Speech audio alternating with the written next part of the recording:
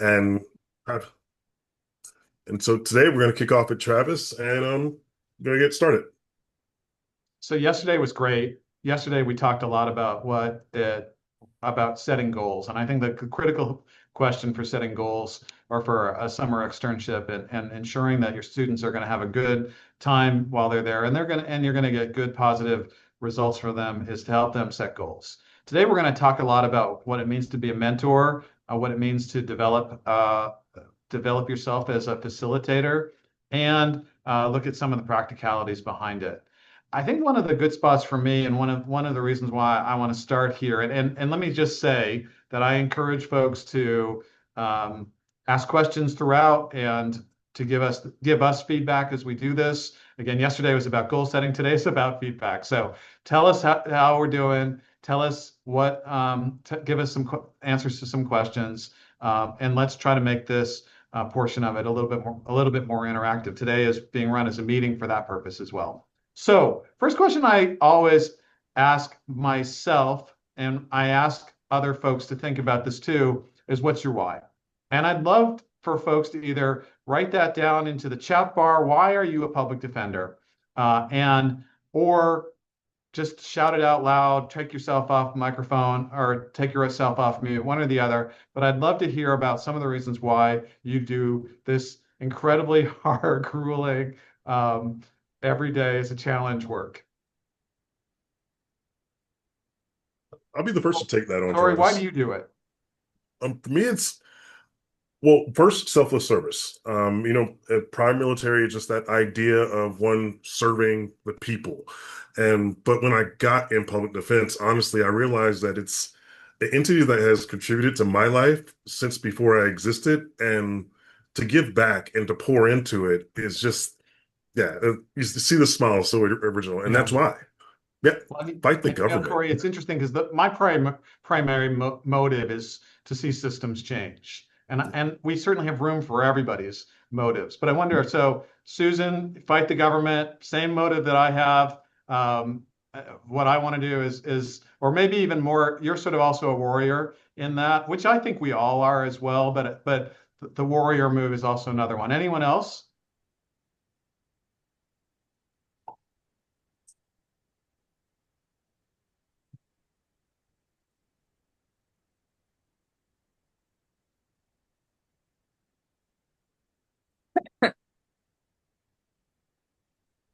Yeah, I think that one's true, right? The representation matters, that it's harder and harder to fight the illusion that the other folks are on the right side of this. I think all of those are really important to help people every day. Christina, there's a really interesting, and I'm gonna show you all of this, and then I'm gonna ask you to actually fill out the survey. This is a triad that was created by Jeff Shear. It's the motivational triad, warrior, counselor, and movement builder. We're all a little bit of every single one of these, but a lot of us, I think, identify one more than the other. I identify as a movement builder, and I'm going to ask you all to um,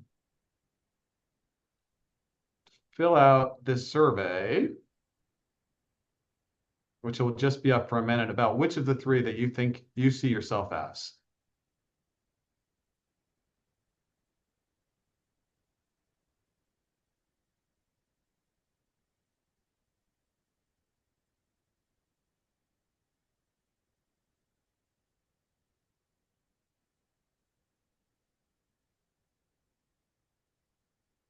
Just give it another minute, another couple of seconds for those of you who are slow on the draw. I got several more from being slow on the draw. All right, so I'm gonna publish this. Has that popped up, Corey?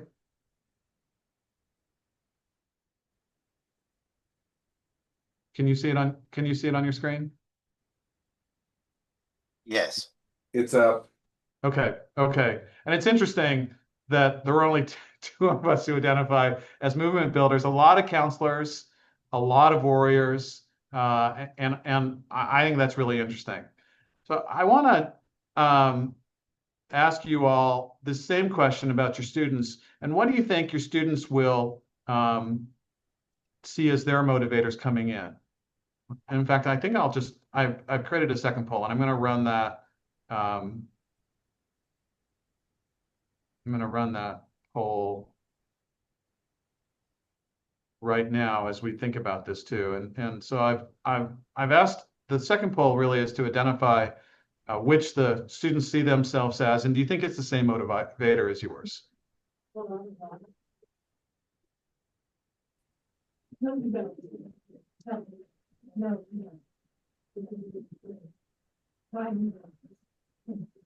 And I think that this is a good, important first step to us to think about. Are we, when we come into this, and for me, what I do is I definitely have a primary motivator for why I'm working with students, and I need to recognize that it's not always the same. Sometimes it is the same, and sometimes it's not. So we're at about, I'll just give it a couple more seconds here.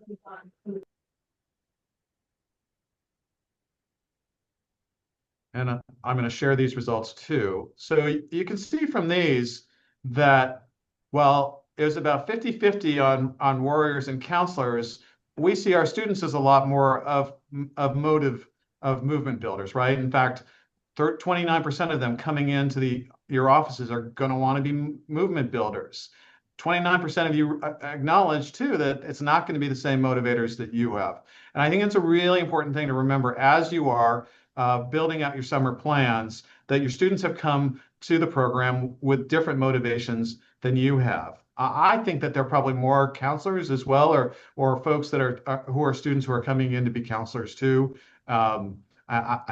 That certainly is one of our experiences is with students, and again with younger lawyers, is that there just are a lot more folks who are community oriented, and that just makes them to be more inclined towards counseling. But so more movement builders, not necessarily the same motivations for you as you in doing this work, and less counselors than most of you, because recognizing that about 50% of you see yourself as counselors, but you think that about 13% of the students are going to have the same motivations. So another thing that I want to talk about, oh, did I ever share the results? Oh, we got them now. Okay, I'm sorry. You did before. You're on it. Okay. All right, great. Thank you.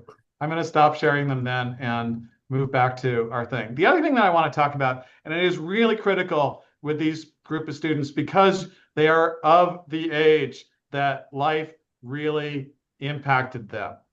And as we think about this and we think about the pandemic, I know that we've been advised that we, other than those of us who are unhealthy, no longer need to take vaccines for it. But I have this question for you as we get started too.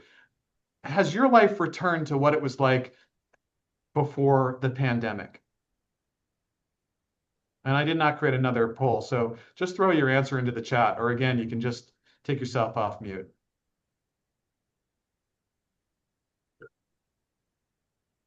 Yeah, it looks like an overwhelming no.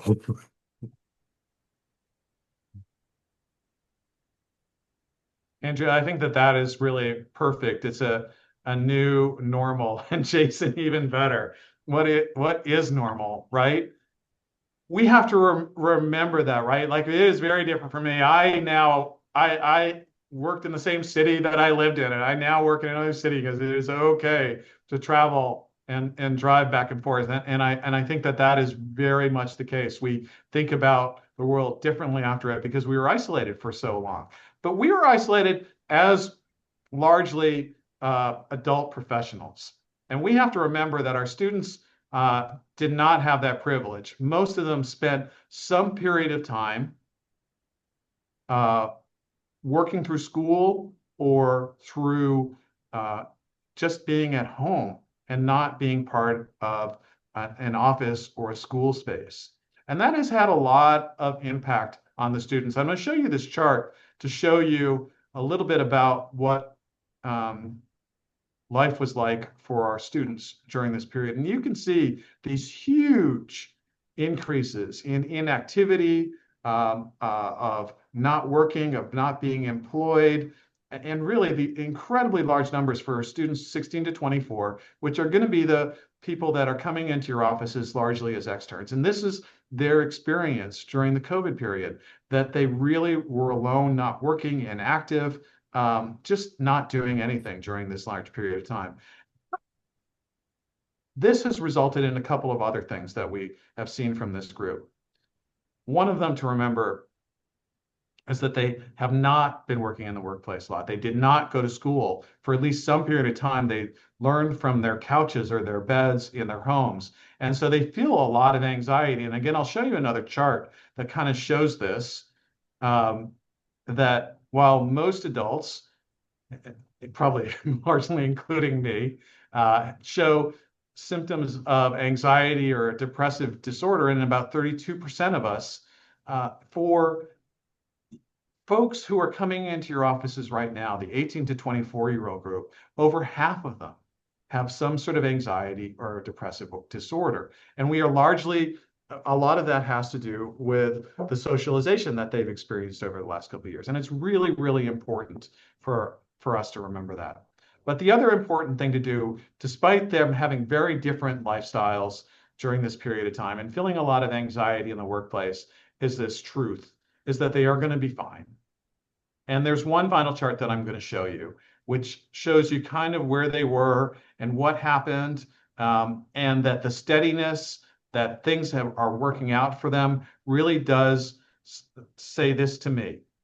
Be mindful that COVID happened to them and that they are overcoming it, but in the end, they really are going to be fine.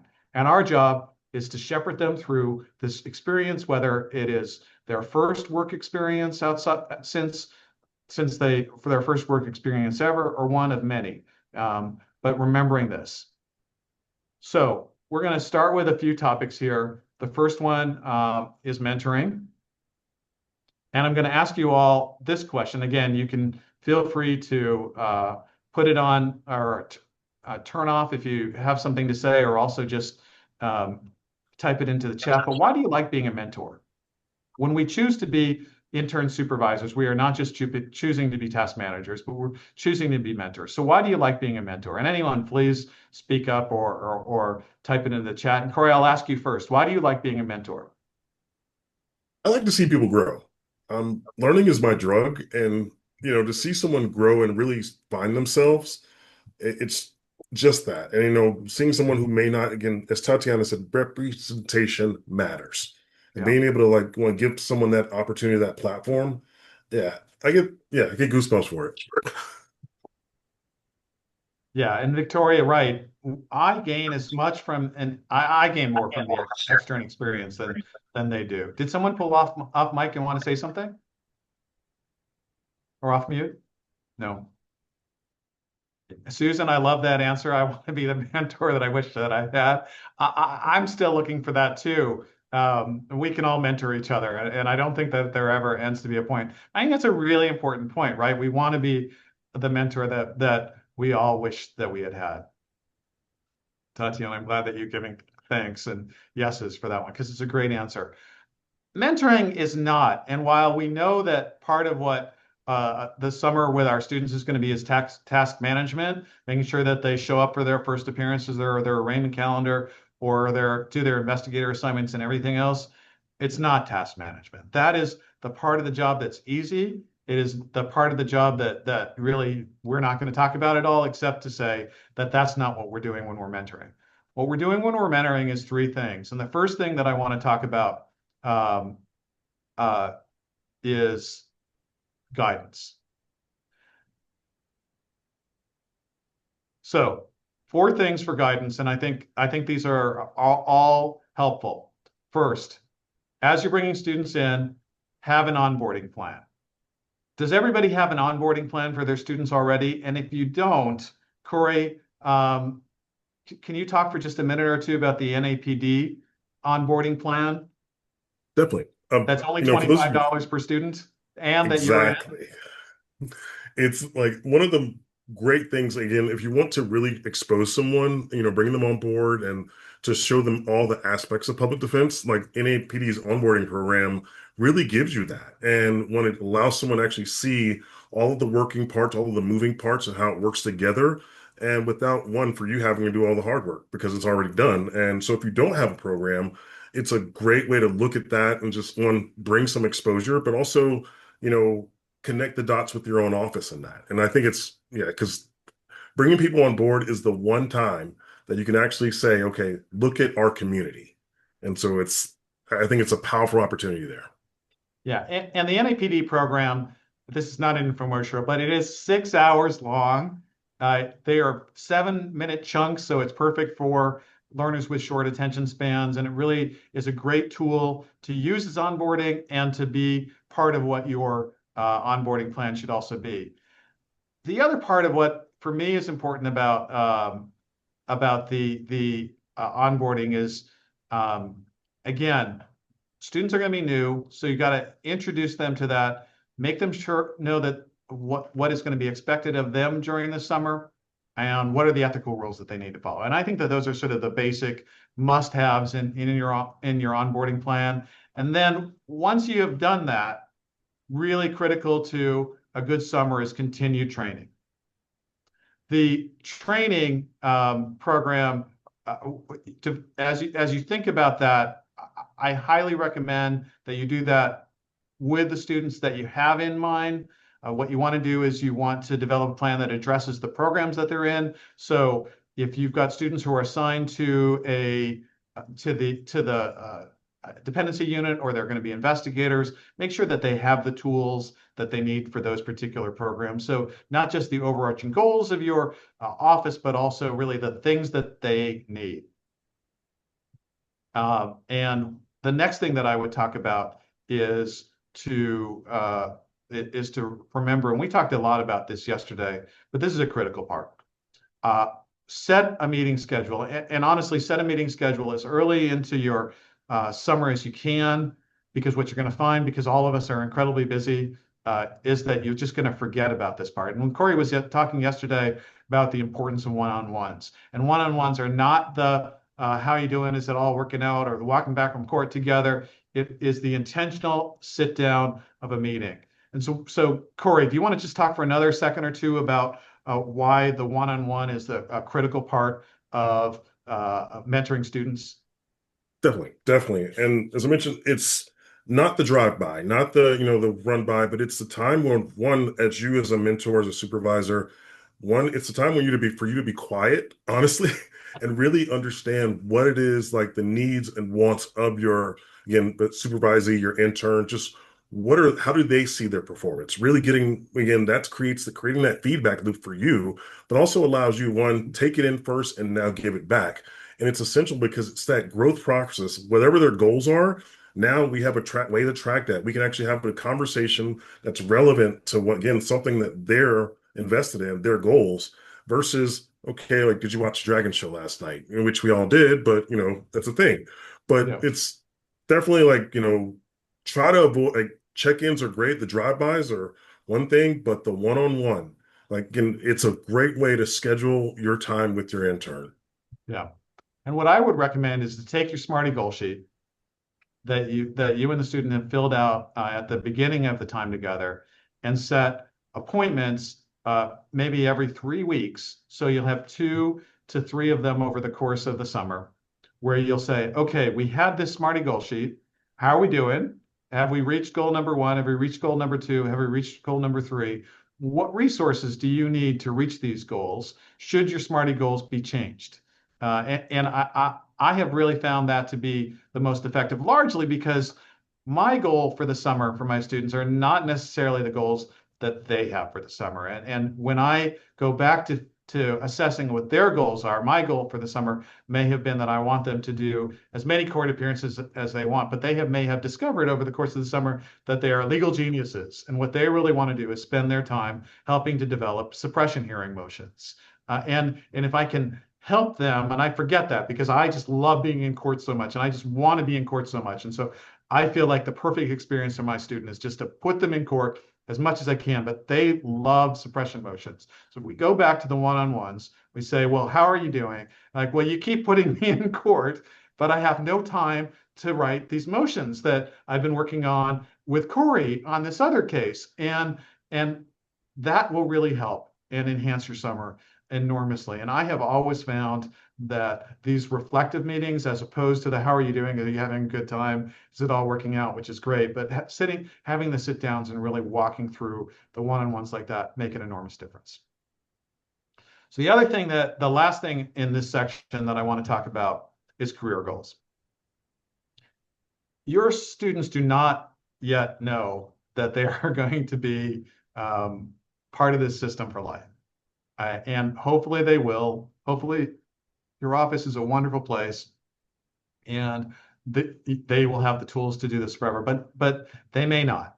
It may be that if you have a student who's in your office for an investigator intern, you may want to advise them that law school is a good choice for them. If they are mitigation experts, it may be that they find that doing the social work portion of that is better, or the investigator portion of that is better, and that helping them find those paths as well may be a good place. It may also just be that working in a large city is not the perfect fit for someone who really belongs in a smaller community. I loved working in New York City when I started working there. I loved even more working in Whatcom County when I worked there in a small community. And so helping your students identify those, helping them move forward with that is really the third part of this, or the fourth part of this. Mentoring is also, for me, about support. And for support, I've got 5 handy C's that we'll walk through. The first, and we've talked about a lot of these already, communication is critical. Communication in a place where we are incredibly busy all of the time, trying to stay on top of our own caseloads is really hard. And so it requires the intentionality that Corey talked about yesterday, helping your students set their goals, expectations. You will build trust, reduce misunderstandings, and keep them happy. So communication really should be constant.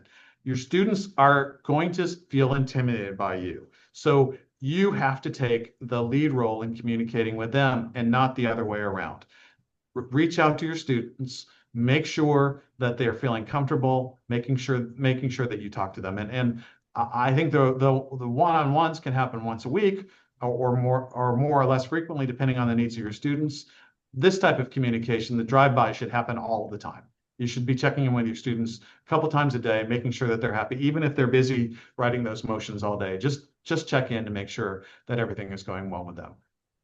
The second, and this is critical for long-term happiness and success in your office, is to build connections with your students. Your students are future leaders in public defense. The stronger a connection they have to your community, to your office, to the work that you do, and to your clients, the more successful you're going to be. Corey, I see you've come off mic. Do you have something to add to? Just with that, again, Okay.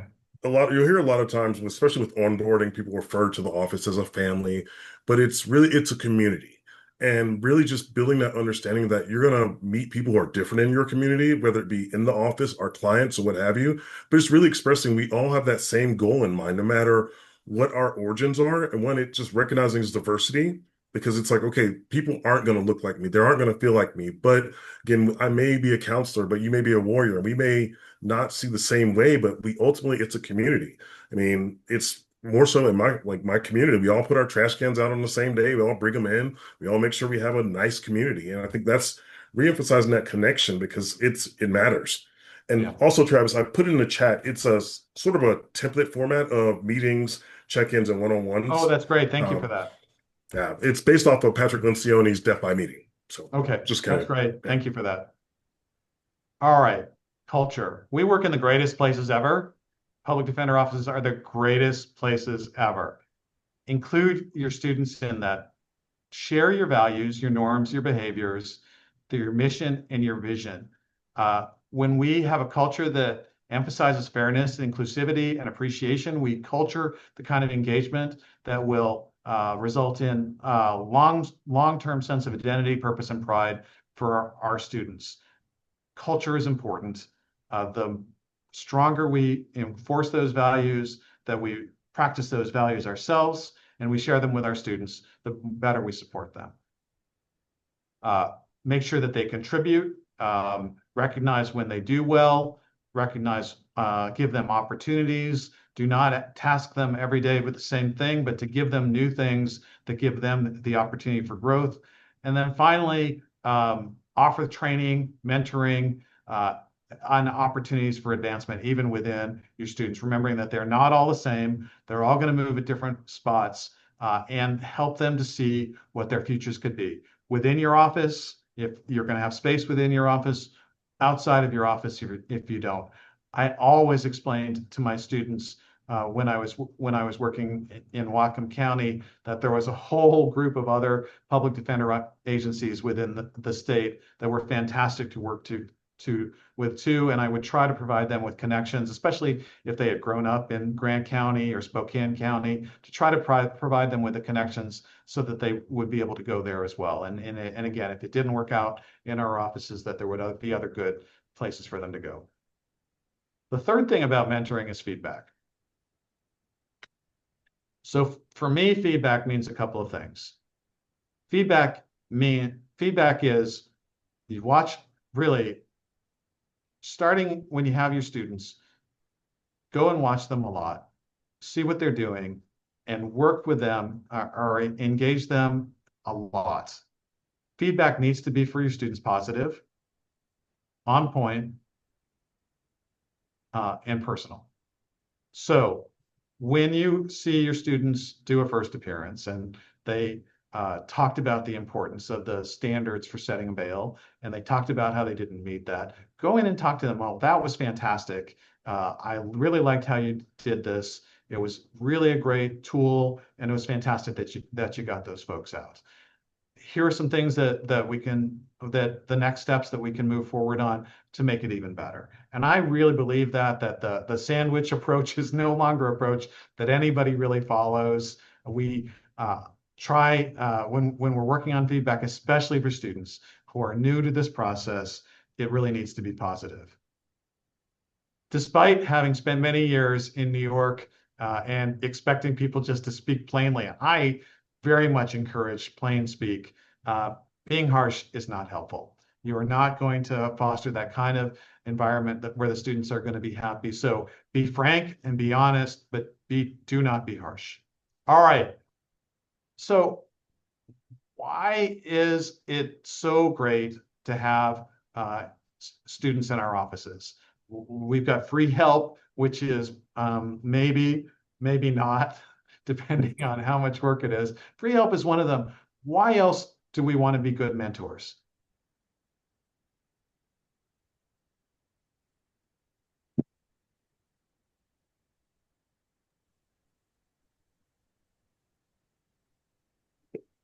I'll start off with that, Travis. If nothing else, there we go. So they come back because we can't do this forever. I mean, we have to pass the torch.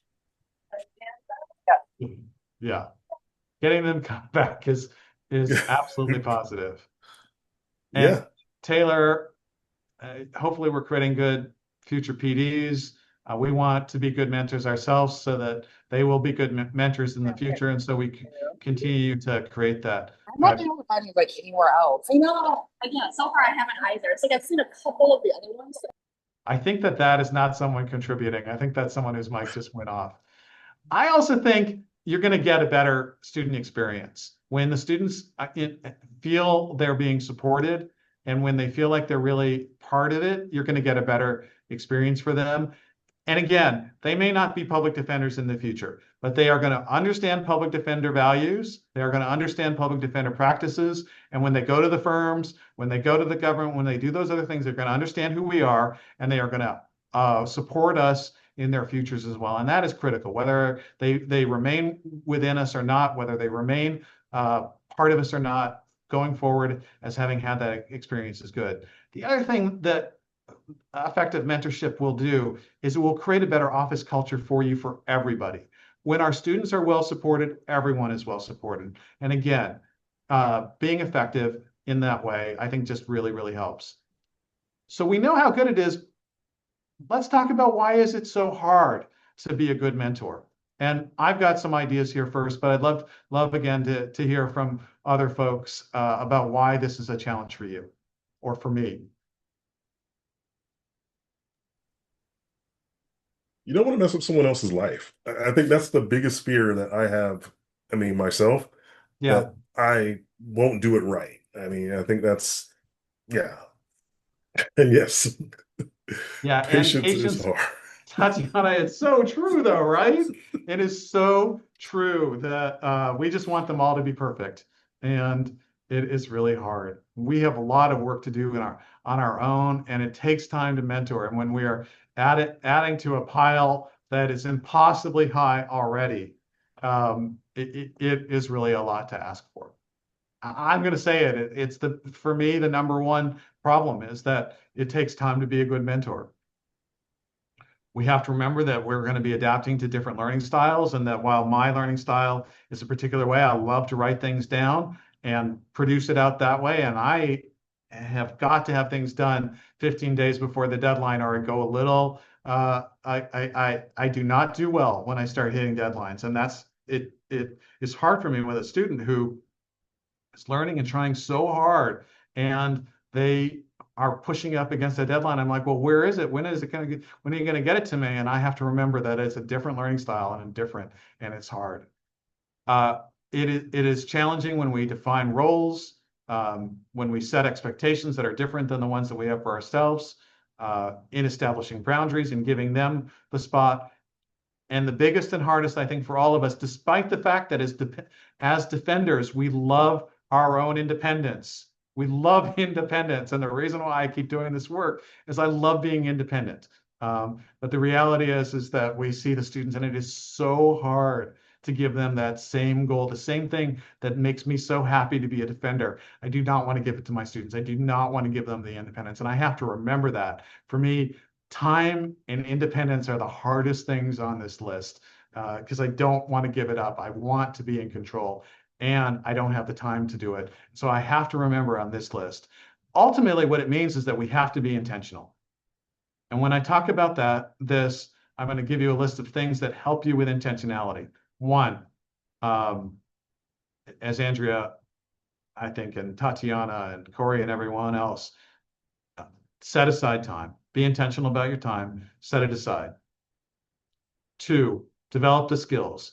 When we get together and we talk about it in this hour, it's super helpful. Go back to your office, reflect on what skills I need to have to be a good mentor. Do I have the emotional intelligence? Am I going to be able to step back and say, this is your project.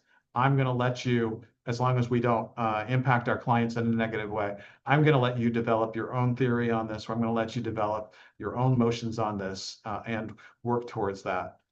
Critically, we have to continue to communicate with our clients. And I know I've talked about this many times already, but the intentionality requires clear, intentional communication, and not just, are you doing okay, but how are you doing? And can I help? And even asking those type of questions, not the are you doing okay, but how are you doing, can make an enormous difference.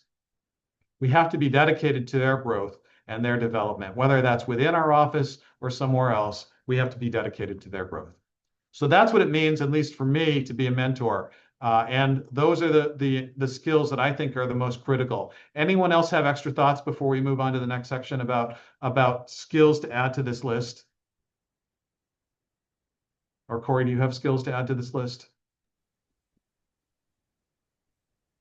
I Tatiana? look at, yeah, I think you hit it right on the, because that's the package, that's the package. You don't have to be, I love it. You don't have to be a coach. You don't have to be, this phenomenal leader. You just have to have the core package.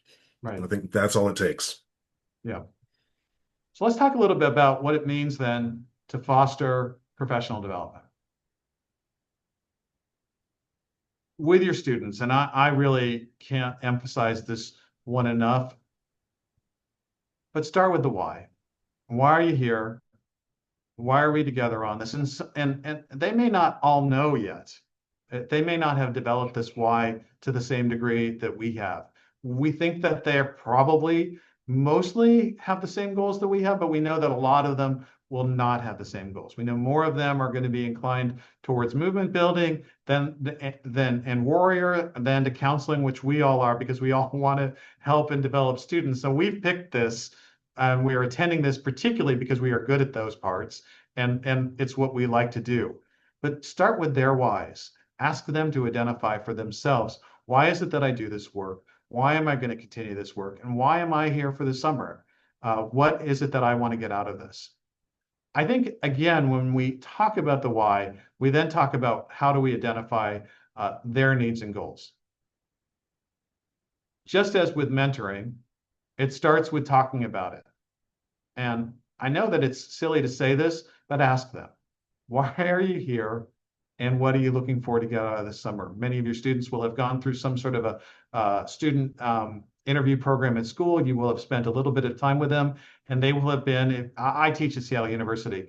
At Seattle University, they send out their applications, and they have to accept the first application or first offer that comes to them. So they may not actually have the same whys. They may have been, well, I wanted to work in criminal law. I applied to a bunch of prosecutors and a bunch of defender offices, and you were the first one that answered, right? So their needs are going to be different from the student who went to law and justice program and specifically to become an investigator, and that they spent all of their time learning about that. And this externship will help them develop into the investigator that they want to be. The student who particularly only applied to the defender offices because they believe in the mission and they're mission driven, and all they ever wanted to do was to be an investigator in an office is going to be different. So talk to them about what their needs or goals are. Once you get that, and this is really important too, is to align their tasks with what they see as their needs and goals. A student who wants to be in court a lot is a great student to throw onto the arraignment calendar and to give them that kind of experience over and over again and get them to be really comfortable with that. The student who has come in to be to work on the motions practice is not a student who's going to love that assignment. And you're going to find how quickly to drop if all you're doing is sending them in to do the court. Make sure that they're doing it. And even if you have an institutional need to have them be on those calendars, don't have them do that exclusively. Don't have them do that all of the time. Give them what it is that they need. Now, once you've done that, you've got to recognize this. We all develop at different speeds. And so that when we are developing them, we have to recognize that there are going to be students who came into this fully formed and fully developed, and they just needed your hand to get to the next place. There are others that need your entire body and the body of every other person in your office to move forward because they are still struggling with the why and still struggling with the understanding. And so giving them that extra time is going to improve your work and improve their work. So recognize not every student is the same. And then as your summer progresses, reassess their goals.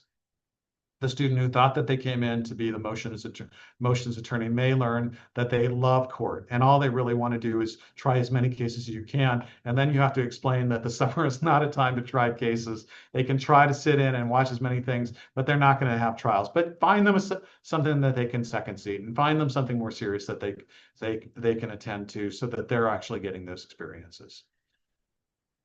Once you've done that, identified their goals, and reassess their goals, start thinking about ways to develop them through the summer.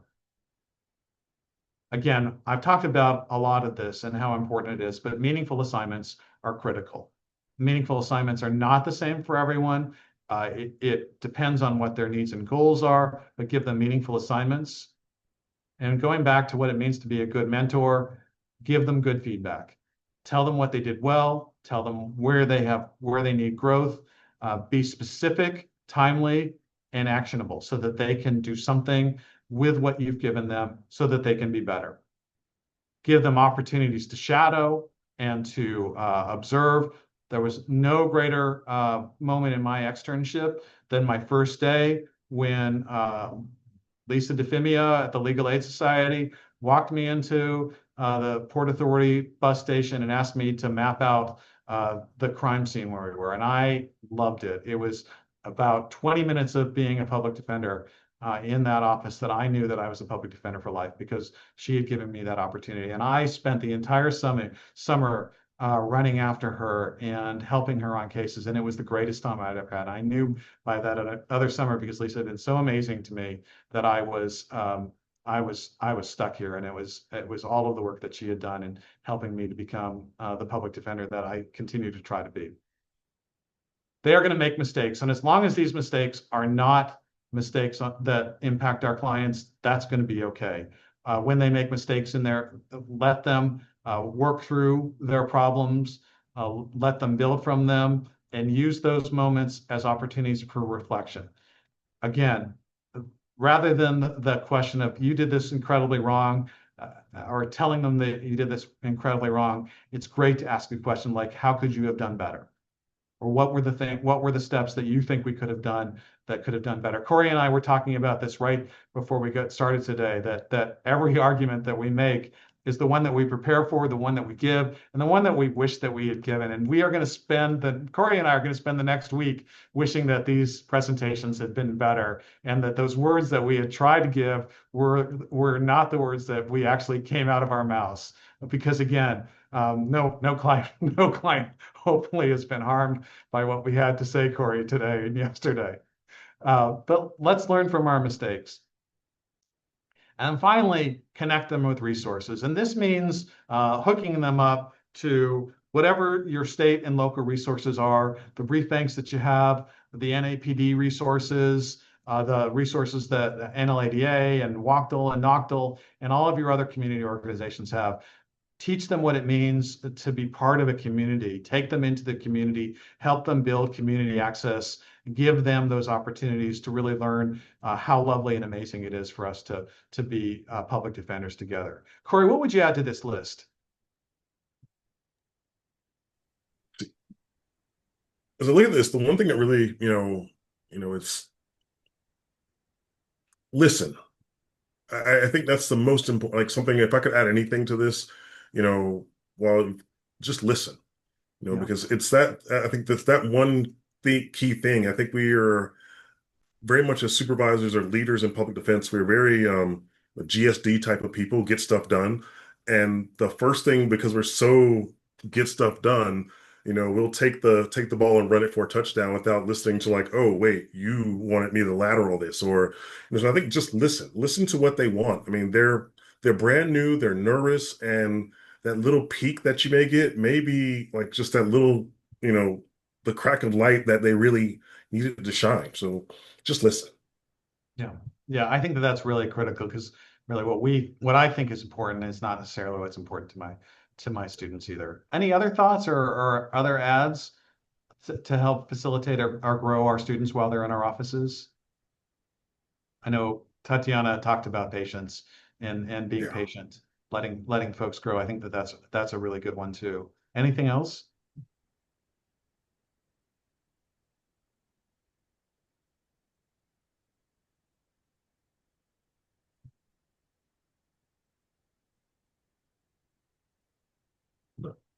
So easy While we're for waiting, in a room together, because someone can just raise their hand and it's hard. And you have to reach over and unmute or reach up to the typewriter.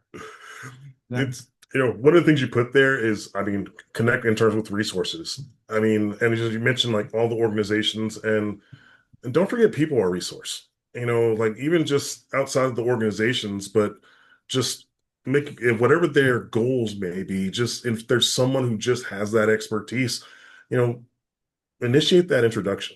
I mean, because it's that you never know. I mean, I can honestly say there was a long period of my career where I didn't have a mentor or someone who actually put me in the right position or like to do these things. If you, I hate to go airport rules, but if you see something, say something. But yeah, just. Yeah, I think it's really great too.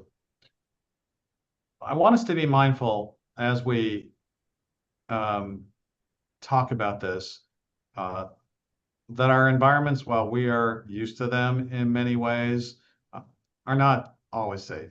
And as a student, they are going to experience uncomfortable and harsh circumstances. This lecture is not the replacement for a lecture on harassment. It takes a lot more work than the 5 to 10 minutes that we have to talk about this. But we need to be mindful that harassment happens within our offices. It happens with the supervisors. It happens with other lawyers. It happens with court clerks. It happens with judges, with clients, with prosecutors, court officers, and everyone else. And we need to be mindful and to set some basic standards that can reduce harassment when it happens, and to be ready when it does. I'm going to just give you 5 things to be thoughtful of. And again, this is not the replacement for really a mindful discussion of this, but just 5 points to be thinking about. 1, whether you're in a large office or a small office, the criticalness of it. And Tatiana, I think it's really important for us to be mindful of racism as a part of what happens in our offices too. We are striving and we are failing, as everywhere is, at reducing it. Our offices are not representative in the way they ought to be, and that discrimination and racism is endemic. All of the studies show that while we would hope and expect that public defenders would be a point where it reduces, it doesn't, and in fact, it exacerbates it in many ways. And part of creating anti-racist offices and improving systems for everybody, including the lawyers and the other defenders that work within our system, it is addressing it head on, and really, really important. Create an office policy if you don't have one. Your office ought to have one. You probably already do. Make sure that you have it. And as a supervisor, when you start again, go back and look and see what the office policy is. If you don't like it, if it doesn't really talk about the things that it needs to, talk to the directors or other folks within your office about, or the HR department about how do you modify it to make sure that students understand it as well. Talk to them about what the office policies are. Give them guidance to know that they're going to be supported. Remember that as the supervisor, as the person that you are in charge of, it is your responsibility to prevent and address harassment when it happens within your office, whether it's with staff, other interns, or outside system players. That is your responsibility. You've really got to learn and recognize harassment, understand the many different ways that it can be verbal, nonverbal, physical, online, that it's going to happen inside, outside.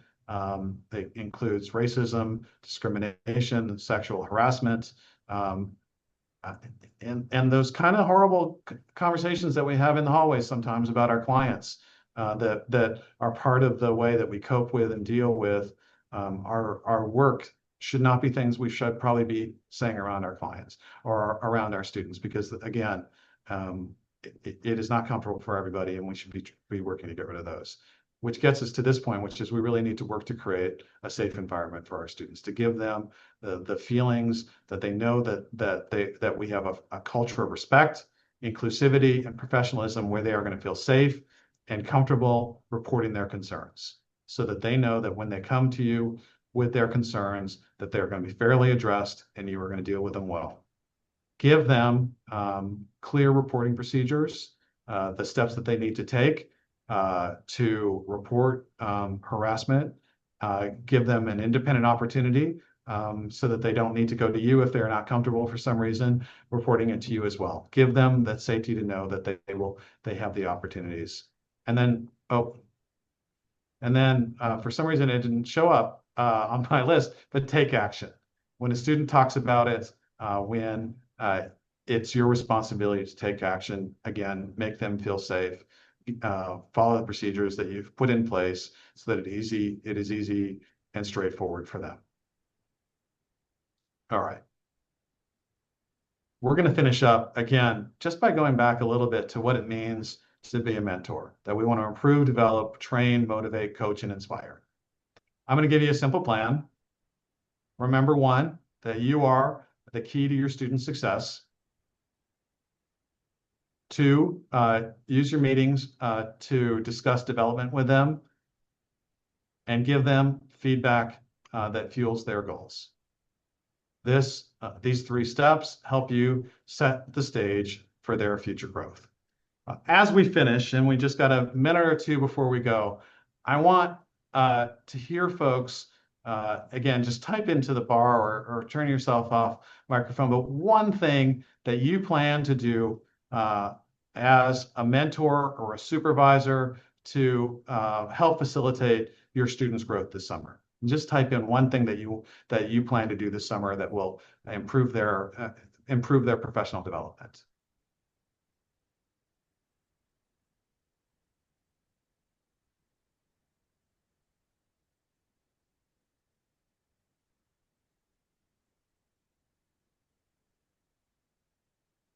Oh, wow.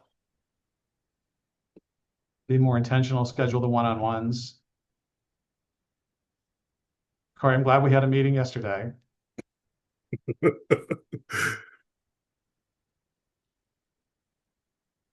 I think we'll both get goosebumps if somebody will write in Smarty goals. You know. Oh, and look at that. Rachel does it for us. Yes. More site visits. Yeah.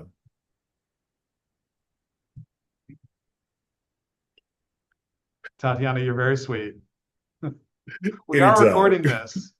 We will have recordings of both of these available on the OPD website here in Washington, and Corey will make those available for Maricopa County too. Yep. I'm with you, Todd. It was hard for us to agree that that we would record for the very same reasons that you say, but we knew that this was short scheduled and we wanted as many people to do this as possible. Anyone else? Yeah. All right, so this was really great. And I want to say, and I'll turn it over to Corey in a sec, but I just want to say thank you for this. I love reflection and the ability to kind of think through and work with Corey. Corey, you're an amazing leader, and it is so fun to work with you on things. And it was just really, for me, the opportunity to spend several hours with you thinking about how we were going to do this, who we were going to include, and what we would do if we were the students again to go through it, what we really wanted. I really enjoyed this opportunity to share all of this information with you. So thank you. Corey, do you want to finish this out? I definitely, and I want to, I guess, I'm rubber your glue, Travis, because I see you as that leader as well. And this is, I mean, these goosebumps, like just to be able to be in the same space and make this work. I mean, it's been amazing, and be able to deliver this for so many people who this is, again, this is why I am a public defender, to pour into public defenders. And so I just want to thank you for this opportunity. Thank all of you for, one, showing up and, being a part of this as well. It's like, this is, it feels good. Thank you, everybody. Cassidy will put into the bar, I think, our Washington reporting information, or she'll send it out if she's not able to right now. We did apply for bar credit for both Washington and Arizona. So if you're an attorney and you're looking for credits, you got two. Watching these two. And I think, and here we are. Thank you, Cassidy, for that. We are at the end of time, and I just, again, want to thank everybody for participating today and for attending. Thank you. Thank you all. Oh, Cassidy says that we'll sort out reporting for everybody in Arizona.